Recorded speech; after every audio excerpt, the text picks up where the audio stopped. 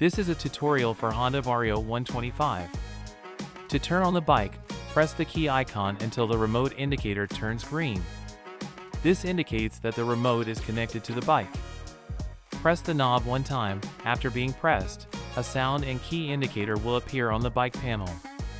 Next, to start the engine, turn the knob 2 times and it goes into standby mode. Make sure that you kick up the side standard or the engine won't start. Next, start the bike as usual by pressing the brakes and the starter button.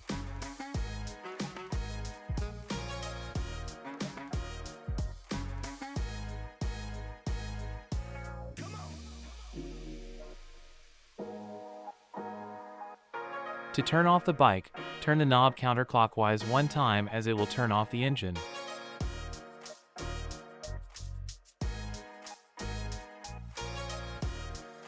To open the seat, press the seat release button next to the knob and lift the seat. Here you can see that there's a storage room and a fuel tank. Turn the petrol cap counterclockwise to open it, after filling it up close it by turning it clockwise.